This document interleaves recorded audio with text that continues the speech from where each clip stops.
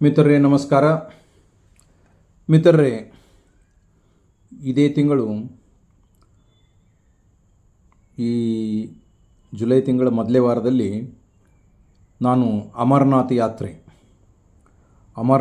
ಯಾತ್ರೆ ಕೈಕೊಂಡು ಬಂದೆ. ಅದರ ಅನುಭವವನ್ನು ತಮ್ಮೊಂದಿಗೆ ಹಂಚಿಕೊಳ್ಳಬೇಕಂತ ಅಪೇಕ್ಷೆಯಾಗಿ ಈ ವಿಡಿಯೋ ಮಾಡುತ್ತಿದ್ದೇನೆ. ಮಿತ್ರರೇ, ಅಮರನಾಥ್ ಅಂದ್ರೆ ಜಮ್ಮು ಕಾಶ್ಮೀರ ಕಣಿವೆ ರಾಜ್ಯ, ಗುಡ್ಡಗಾಡು ಪ್ರದೇಶ, ಅತಿ ಎತ್ತರದ ಮೇಲಿರುವಂಥ ದೇವಸ್ಥಾನ. ನಾನು ಟೂರಿಸ್ಟ್ ಮೂಲಕ ಹೋಗಿದ್ದೆ. ಹೋಗೋ ಮುಂದೆ ಕೆಲವೊಂದು ಹಿಸ್ಟಾರಿಕಲ್ ಪ್ಲೇಸಸ್ಸು ಮತ್ತು ದೇವಸ್ಥಾನಗಳನ್ನು ದರ್ಶನ ಮಾಡ್ಕೊಂಡು ಅಲ್ಲಿಗೆ ಹೋದೆವು. ಇಲ್ಲಿ ಪುಣೆದಿಂದ ನಮ್ಮ ಪ್ರವಾಸ ಶುರುವಾಯಿತು. ಪುಣೆದಿಂದೇ ಒಂದು ರೈಲ್ವೆ ಬಿಡ್ತದೆ, ಝೇಲಂ ಎಕ್ಸ್ಪ್ರೆಸ್ ಅಂತೇಳಿ. ಝೇಲಂ ಎಕ್ಸ್ಪ್ರೆಸ್ ಪುಣೆಗೆ ಏನು ಬಿಡ್ತಾನೆ, starting point Pune to Jammu Tawi ಅಂದರೆ ತಾವಿ ನದಿ ಅದಲ್ಲಿ, ಅದರ ಸಲುವಾಗಿ ಅದು ಜಮ್ಮು ತಾವಿ ಝೇಲಂ ಎಕ್ಸ್ಪ್ರೆಸ್ ಅಂತ ಝೇಲಂ ನದಿ ಅದಲ್ಲಿ. ಆ ನದಿ ಹೆಸರೇ ಈ ಟ್ರೈನಿಗೆ ಇಟ್ಟಾರ ಅವರು, ಝೇಲಂ ಎಕ್ಸ್ಪ್ರೆಸ್ ಅಂತೇಳಿ. ಅಲ್ಲಿ ನಾವು ಇಲ್ಲಿ ಪುಣ್ಯಾಗೆ ಕೂತೇವಂದ್ರೆ ಸಂಜೆ 5-5:30 ಬಿಡ್ತಾನೆ. ನೀವು ಕೂತ್ರೆ ಅಲ್ಲಿ 2 ದಿವಸ ತನಕ ಪ್ರವಾಸ ಆಗ್ತದೆ. ಎಲ್ಲಿ ಇದಕ್ಕೆ ಜಮ್ಮು ತಾವಿ. ನಾವೇನು ಮಾಡಿದೆವು, ಇಲ್ಲಿದಿಂದ ಜಮ್ಮು ತಾವಿಗೆ ಹೋಗೋದೆ ದೆಹಲಿ ನಂತರ ಪಂಜಾಬ್ದ ಇದ್ರ ಸ್ಟೇಷನ್ಗೆ, ಜಲಂಧರ್ ಸ್ಟೇಷನ್ಗೆ ಇಳಿದೆವು. ಜಲಂಧರದಿಂದ ಒಂದು ಬಸ್ ಮಾಡಿಕೊಂಡು ಇದಕ್ಕೆ ಅಮೃತ್ಸರ್ಗೆ ಹೋದೆವು. Golden temple. ಈ ಗೋಲ್ಡನ್ ಟೆಂಪಲ್ ಬಗ್ಗೆ ಸಂಕ್ಷಿಪ್ತ ಸ್ವಲ್ಪ ಹೇಳಬೇಕಪ್ಪ ಅಂದ್ರೆ, ಈ ಸ್ವರ್ಣ ಮಂದಿರ, ಹರ್ಮಂದಿರ್ ಸಾಹೇಬ್ನು ಅಂತಾರೆ, ದರ್ಬಾರ್ ಸಾಹೇಬ್ರು ಅಂತಾರೆ. ಹಿಂಗೆ ಹರ್ಮಂದಿರ್ ಸಾಹೇಬ್ ಆಗಲಿ, ದರ್ಬಾರ್ ಸಾಹೇಬ್ ಅಂದ್ರೇನು, ಇದು ದೇವ ಮಂದಿರ, ಪೂಜಾ ಸ್ಥಳ. ಈ ಮಂದಿರ ಯಾವಾಗ ಆಯ್ತಪ್ಪ, ಯಾರು ಮಾಡಿದ್ರು? ಈ ಸಿಖ್ ಧರ್ಮದಲ್ಲಿ 10 ಮಂದಿ ಜಗದ್ಗುರುಗಳಾಗಿ ಹೋಗ್ಯಾರ. 10 ಮಂದಿ ಮುಂದೆ ಜಗದ್ಗುರು ಇದು ಬಂದಾಯ್ತದು. ಮೊದಲನೇದವರು ಅಂದ್ರೆ ಗುರು ನಾನಕರು. ಎರಡನೇದವ್ರು ಅಂದ್ರೆ ಗುರು ಅಂಗದ ದೇವ್ಜಿಯವರು. ಮೂರನೇದವರು ಗುರು ಅಮರ್ದಾಸ್ ಜಿಯವರು. ನಾಲ್ಕನೇದವರು ರಾಮದಾಸ್ ಜಿಯವರು. ಐದನೇದವರು ಅರ್ಜುನ್ ದೇವ್ಜಿಯವರು.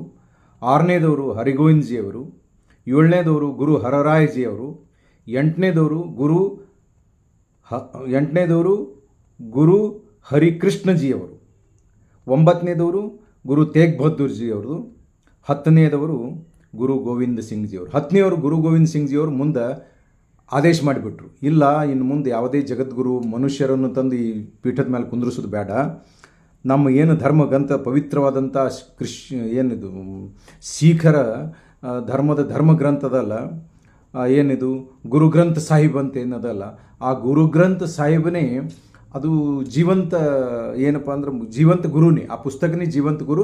ಇನ್ನು ಮುಂದೆ ಅದನ್ನೇ ಮಾಡ್ಕೊಂಡವ್ರಿ, ಯಾರನ್ನೂ ಮನುಷ್ಯ ಮಾತ್ರ ಅಂತಂದು ಈ ಪೀಠದ ಮೇಲೆ ಕುಂದ್ರಿಸ್ಬೇಡ್ರಿ ಅಂಥೇಳಿ ಆದೇಶ ಮಾಡಿದ್ರಿಂದ ಅಲ್ಲಿ ಮುಂದೆ ಈ ಗುರುಗಳಿಲ್ಲ.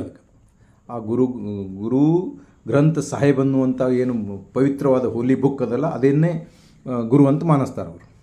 ಈ ಸ್ವರ್ಣ ಮಂದಿರ 1577 ಅವಾಗ ಏನಪ್ಪ ಅಂದ್ರೆ ಈ ಗುರುಗಳು ಯಾರಿದ್ರಪ್ಪ ಅಂದ್ರೆ ಸರಸದಣ್ಣ ಗುರು ನಾನಕರು ಬಂದು ಮುಗಿದು ಹೋಗಿತ್ತು. ಅಂಗದ ದೇವ್ಜಿಯವರು, ಗುರು ಅಂಗದ್ ದೇವ್ಜಿಯವರು ಇರ್ಬೋದು, ಅಥವಾ ಅವ್ರ ನಂತರದವರು ಗುರು ಅಮರ್ದಾಸ್ ಜಿಯವರು ಇದ್ದಾಗ, ಆ ಗುರು ಅಮರ್ದಾಸ್ ಜಿಯವರು ಈ ಜಾಗ ಸೆಲೆಕ್ಟ್ ಮಾಡಿಬಿಟ್ಟಿದ್ದಾರೆ. ಈ ಜಾಗ, ಈ ಸದ್ಯೇನು ಸ್ವರ್ಣ ಮಂದಿರ ಜಾಗ, ಇದು 100 ಎಕರೆ ಜಮೀನು, ಅದು 100 ಎಕರ್ಸ್ ಏರಿಯಾ. ಈ ಜಾಗ ತೊಗೊಂಡು ಅಲ್ಲಿ ಅವ್ರು ಏನು ಮಾಡ್ತಾರೆ, ಫಸ್ಟಿಗೆ ಅಲ್ಲಿ ನೀರಿಂದೊಂದು ಈಗದಲ್ಲ ಸರೋವರ, ಆ ಸರೋವರ ಮಾಡ್ಬೇಕಂತ ಅವ್ರ ವಿಚಾರದಿಂದ ಅಲ್ಲಿ ಒಂದು ಸರೋವರ ಮಾಡೋಕ್ಕೆ ಕನ್ಸ್ಟ್ರಕ್ಷನ್ ಶುರು ಮಾಡ್ತಾರೆ. ಈ ಅಮರ್ದಾಸ್ ಗುರೂಜಿಯವ್ರ ಶಿಷ್ಯ, ಅಮರ್ದಾಸ್ ಜಿ ಸೆಲೆಕ್ಷನ್ ಮಾಡಿರ್ತಾರೆ. ಇವ್ರ ಶಿಷ್ಯನೂ ಇದ್ದು ಅವನೇ ಮುಂದೆ 4ನೇ ಗುರುನೂ ಆಗಿಬಿಡ್ತಾರೆ ಅವರು, ರಾಮದಾಸ್ ಜಿ ಅಂತೇಳಿ. ಗುರು ರಾಮದಾಸ್ ಜಿ 1577 ಇದು ಒಂದು ಏನು ಕೆಲಸ ಶುರು ಮಾಡಿಬಿಡ್ತಾರೆ, ನೀರಿನ ಕೊಳ ಅಂತೇಳಿ. ಅದು ಆದ ನಂತರ ಇದು ಸ್ವರ್ಣ ಮಂದಿರ 1581 ಸ್ಟಾರ್ಟ್ ಆಗ್ತದೆ. 1581 ಅದು ಮೋಸ್ಟ್ಲಿ ಅರ್ಜುನ್ ದೇವ್ಜಿಯವರೇ ಇದ್ದಾಗ ಆಗಿರಬೇಕು ಆ ಪೀಠದ ಮೇಲೆ, ಅಥವಾ ಅವರ ನಂತರದವ್ರು ಇದ್ದಾಗರೇ ಆಗಲಿ. ಅದು 1581ರಲ್ಲಿ ಕನ್ಸ್ಟ್ರಕ್ಷನ್ ಸ್ಟಾರ್ಟ್. ಇದು ಕನ್ಸ್ಟ್ರಕ್ಷನ್ಗೆ ಅಡಿಪಾಯ ಪೂಜೆ ಯಾರು ಹಾಕಿದ್ರಪ್ಪ ಅಂದ್ರೆ, ಈ ಸದ್ದ ಲಾಹೋರ್ ಅಂದ್ರೆ ಪಾಕಿಸ್ತಾನದಾಗ ಲಾಹೋರ್ದ ಅವಾಗೆಲ್ಲ ಕೂಡಿದ್ದವಲ್ಲ ನಾವು, ಸಾಯಿ ಹಜರತ್ ಮಿಯಾನ್ ಮೀರ್. ಸಾಯಿ ಹಜರತ್ ಮಿಯಾನ್ ಮೀರ್ ಯಾರಿವರು? ಶ್ರೇಷ್ಠ ಸೂಫಿ ಸಂತರು. ಈ ಸೂಫಿ ಸಂತರಾದಂಥ ಸಾಯಿ ಹಜರತ್ ಮಿಯಾನ್ ಮೀರ್ ಅವರ ಕಡೆಯಿಂದ ಇದರದ್ದು ಭೂಮಿ ಪೂಜನೆ ಆಗ್ತದೆ.